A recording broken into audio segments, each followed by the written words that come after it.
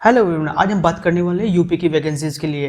UP में योगी जी ने काफ़ी बम्पर वैकेंसीज़ की अनाउंसमेंट कर दी है। यदि आप गवर्नमेंट जॉब पाना चाहते हैं तो 24-25 आपके लिए काफ़ी इंपॉर्टेंट होने वाला है। यदि आप काफ़ी दिनों से तैयारी कर रहे हैं तो आपके लिए गुड अपॉर्चुनिटीज़ है गवर्नमेंट जॉब पाने की। यहाँ पे हम आपको इन्फॉर्मेशन देंगे जितनी भी जॉब अभी निकली हुई है, जिससे आपको एडवांस में पता चलता है आप उनको कैसे अप्लाई करना है। इस वीडियो में मैं आपको बताने वाला हूँ कि जो स्टेनोग्राफर की जो 661 पोस्ट निकली हुई है, इसके बारे में आपको क्वालिफिकेशन क्या चाहिए, फीस क्या है, सिलेबस क्या है, स्ट्रेटजी आपको कैसे बनानी इस एग्ज़ाम की, इसमें नेगेटिव मार्किंग है या नहीं है, उसके बारे में भी यहाँ पे एक्सप्लेन करने वाला हूँ। जो आपका फर्स्ट पेपर होगा वो उसमें सिलेबस क्या होगा, सेकंड पेपर में सिलेबस क्या होगा, सबके बारे में यहाँ पे आपको फुल डिटेल बताने वाला हूँ। तो देर न करते हम शुरू करते हैं। यदि आप हमारे चैनल पर पहली बार आए हैं तो वीडियो को लाइक करें, चैनल को सब्सक्राइब करें, जिससे आने वाली वीडियो का नोटिफिकेशन आपको मिलता रहे। तो सबसे पहले हम बात करते हैं यूपीएससी स्टेनोग्राफर की बात, वैकेंसीज की बात। टोटल वैकेंसी निकली है भाई आपकी कितनी, 661 पोस्ट के बारे में। उसके बाद बात करते हैं जो आप ऑनलाइन अप्लाई करोगे कब से कर सकते हो। जो ये ऑनलाइन अप्लाई होने का सिस्टम होगा वो होगा आपका भाई 26 दिसंबर से। 26 दिसंबर से क्या होगा, आपका ऑनलाइन पोर्टल ओपन हो जाएगा और जो इसकी लास्ट डेट होगी वो होगी 25 जनवरी। आप 25 जनवरी से पहले ही रजिस्ट्रेशन कर सकते हो। 25 जनवरी के बाद आप रजिस्ट्रेशन नहीं कर सकते। उसके बाद बात आती है फीस पेमेंट की। जो आपको फीस पेमेंट करनी है वो 25 जनवरी को करनी है।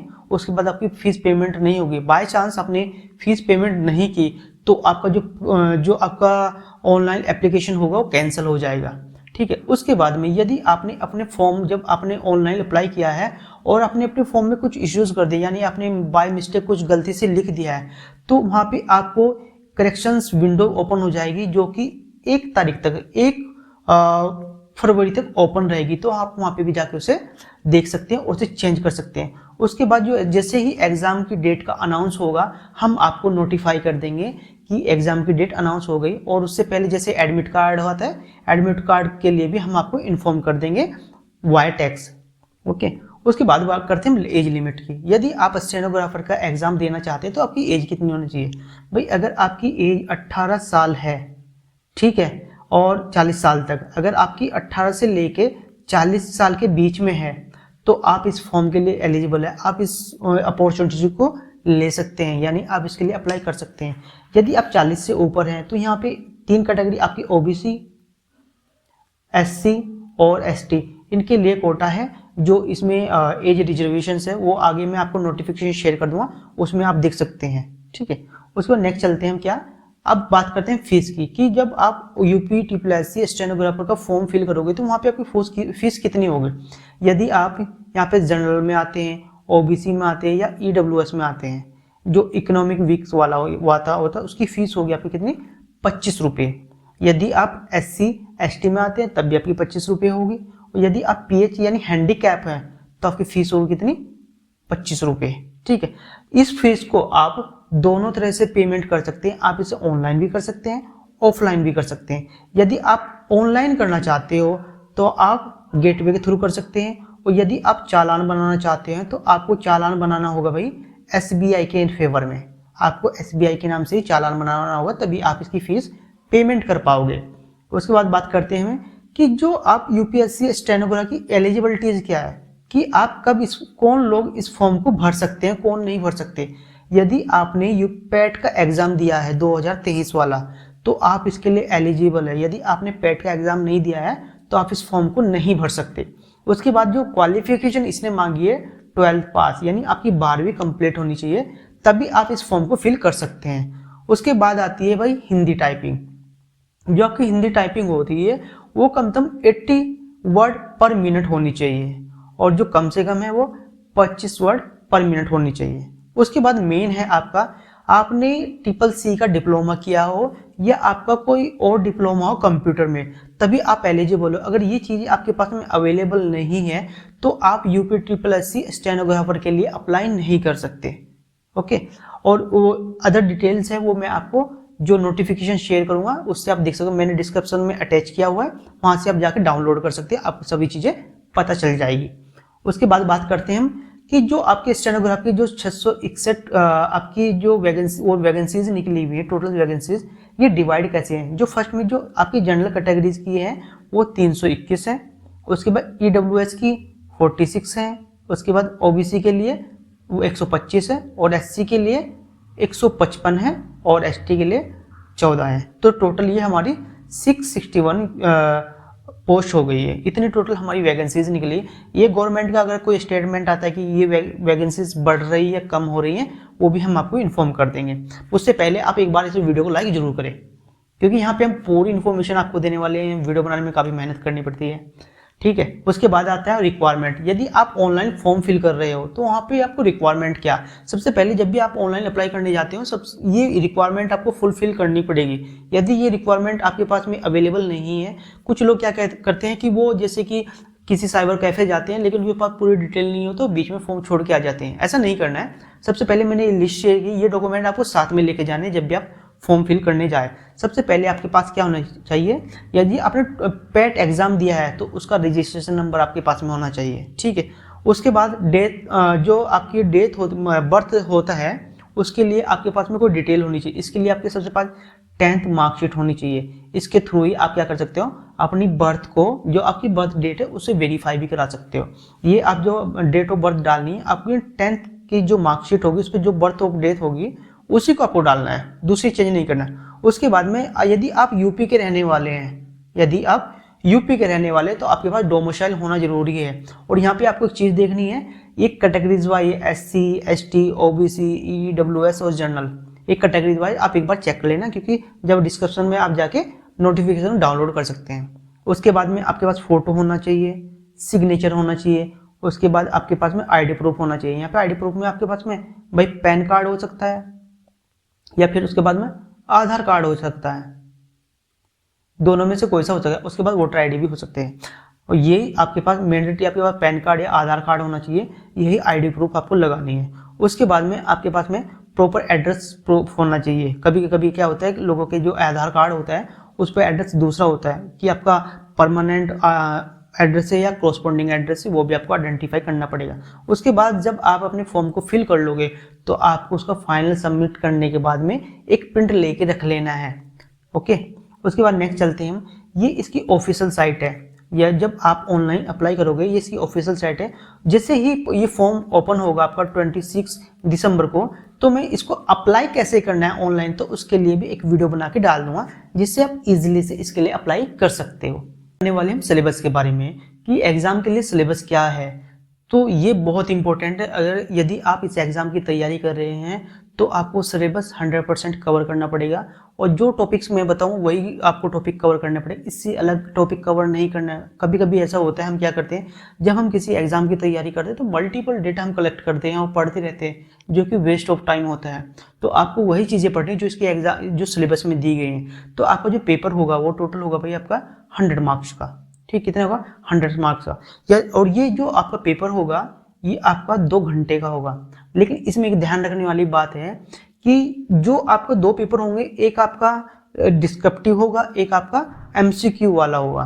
उसमें क्या होगा, यदि आपका राइट आंसर है तो आपको 1 अंक मिलेगा, और दूसरा यदि आपने कोई गलत किया तो आपको यहाँ पे 25% आपका काट लिया जाएगा। तो इसमें मेनली क्या है, नेगेटिव मार्किंग है। तो यहाँ पे आपको सबसे अच्छी ये है कि जो भी क्वेश्चंस आपको आता है वही करना है, गलत क्वेश्चंस को बिल्कुल भी नहीं करना है। अदरवाइज आपके जो अपने सही क्वेश्चंस के वो भी माइनस में चले जाएंगे। उसके बाद बात करते हैं हम जो इसमें सब्जेक्ट हैं। इसमें टोटल आपके 5 सब्जेक्ट कवर किए गए हैं, उसके बारे में आपको बताने वाला। सबसे पहले आता है हिंदी, सबसे पहले आता है आपका हिंदी। हिंदी जो आएगी आपको 30 मार्क्स की आएगी, यानी 30 क्वेश्चन होंगे, 30 मार्क्स के आएंगे, ठीक है, ये ध्यान रखना आपको। उसके बाद नेक्स्ट बात करते हैं हम रीजनिंग की। जो आपकी रीजनिंग होती है, रीजनिंग वो आपकी कितने 15 क्वेश्चन होंगे और 15 मार्क के होंगे, ठीक, 15 क्वेश्चन के 15 ही आपको मार्क्स मिलेंगे।